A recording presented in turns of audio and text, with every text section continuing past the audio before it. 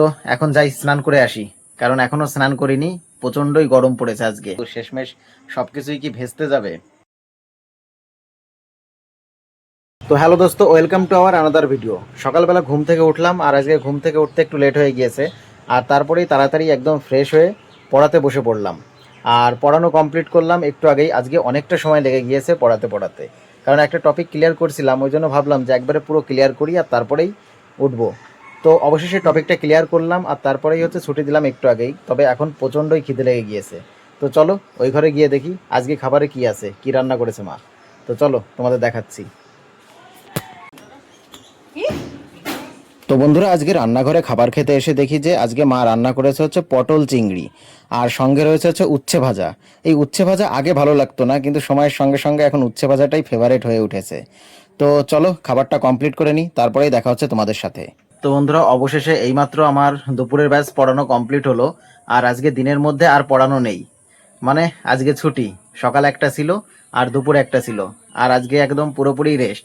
তো বিকালের দিকে দেখি একটু হাঁটতে বেরোবো বা একটু ঘুরতে বেরোবো, কারণ এই কয়দিন সেরকমভাবে টাইম হচ্ছিল না, নানান কাজে ব্যস্ত ছিলাম। আর আজকে যেহেতু একটু ফাঁকা টাইম পেয়েছি, তো অবশ্যই ঘুরে বেড়াবো। তো এখন যাই স্নান করে আসি, কারণ এখনও স্নান করিনি। প্রচণ্ডই গরম পড়েছে আজকে। তার উপর বাড়িতে কারেন্টের কাজ চলছে, কারণ মিটার ঘরে একটু লুজ কালেকশন চলছিল, ভাই সেটা ঠিক করছে। তো সেগুলো ঠিক করুক, আমি যাই স্নানটা কমপ্লিট করে আসি। তো বন্ধুরা, তখন রেস্ট করার পর গেলাম স্নান করতে, আর স্নান করে এসে একটু শুয়েছিলাম। আসলে একটুও ভালো লাগছিল না, মানে ভেবেছিলাম যে বিকালের দিকে একটু ঘুরতে বেরোবো, কিন্তু সেটা আর হয়ে উঠলো না। কারণ হঠাৎ করেই মনটা খারাপ হয়ে গেল, কারণ আজকে সিটি ইন্টিমেশন আউট হলো 12 তারিখের, মানে এখনও আমার ডেট পড়েনি। আর এদিকে আমি অনেক আগে থেকেই প্ল্যানিং করে রেখেছি যে নবদ্বীপ থেকে জল নিয়ে এসে শিবনিবাসে যে জল ঢালতে হয় শ্রাবণ মাসের শেষ সোমবারে। তো ভেবেছি যে এইবার যাব, এর আগে কখনো আমার যাওয়া হয়ে ওঠেনি, তো এইবার প্রথমবার।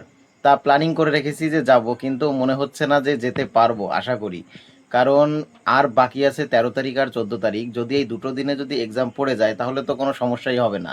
কিন্তু যদি না পড়ে তাহলে 17 তারিখে শেষ সোমবার পড়ছে, তো কোনোভাবেই আর যাওয়া সম্ভব হবে না। তো এটা নিয়ে একটু মন খারাপ প্রচণ্ডই।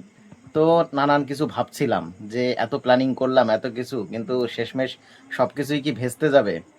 তো দেখা যাক, আপাতত এখনও তো দুটো দিন আছে হাতে, যদি পড়ে তাহলে ভালো। তো এই ভাবতে ভাবতেই আজকে দিনটা কাটছে, আর মানে কি বলবো, সন্ধ্যার পরে থেকে একটুও বই নিয়ে বসতে পারিনি, মানে মন খারাপ। তো এই নিয়েই নানান কিছু ভাবছিলাম। তো অবশেষে এইমাত্র খাওয়া দাওয়া কমপ্লিট করে আসলাম রাতের খাবার। আর এখন আর ভিডিওটা বড় করছি না, কারণ আজকে একদমই বোরিং লাগছে, মানে কি বলবো, বলতে পারছি না। তো ভিডিওটা যদি তোমাদের ভালো লেগে থাকে তাহলে অবশ্যই লাইক কমেন্ট শেয়ার করো। আর হ্যাঁ, চ্যানেলে যদি নতুন হয়ে থাকো তাহলে অবশ্যই সাবস্ক্রাইব করে পাশে থেকো। তোমাদের সঙ্গে দেখা হচ্ছে আগামীকাল নতুন একটা ব্লগে। আজকের মতো টাটা, বাই বাই।